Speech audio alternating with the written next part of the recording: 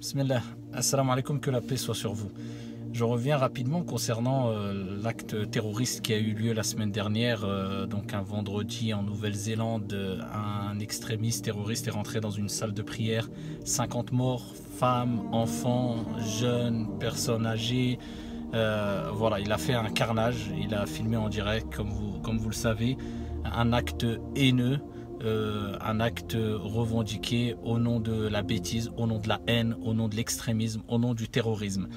Alors, ce qui m'a étonné, ce qui m'a laissé stupéfait, c'est la réaction du peuple de Nouvelle-Zélande. Comme vous le savez, vous avez dû suivre à travers les différents réseaux sociaux, les médias, comment a réagi le peuple, ce peuple-là. Et comment voulez-vous que réagissent les musulmans dans le monde entier après avoir vu comment réagit ce peuple-là de Nouvelle-Zélande?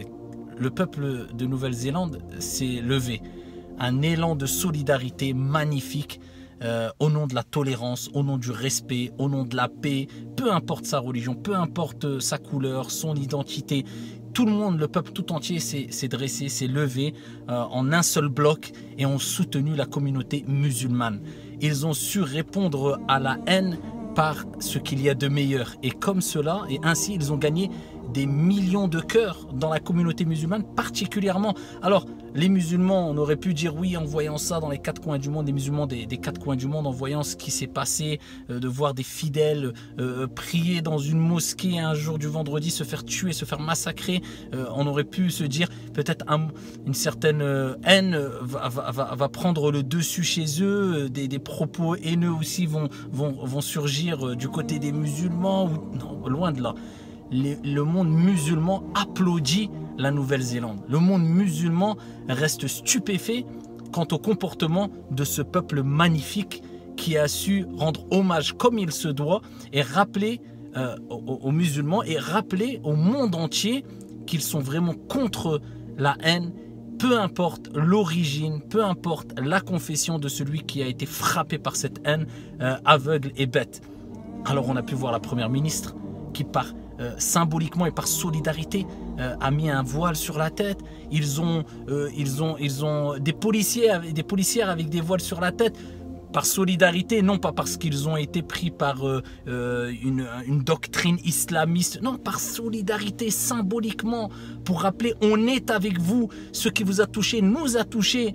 À l'heure où les gens nous cassent la tête tous les jours dans certains endroits du monde avec le voile, mais on n'en a strictement rien à faire. Celle qui veut mettre le voile, elle le met. Celle qui ne veut pas, elle ne le met pas. Chacun doit respecter l'autre, ni plus ni moins.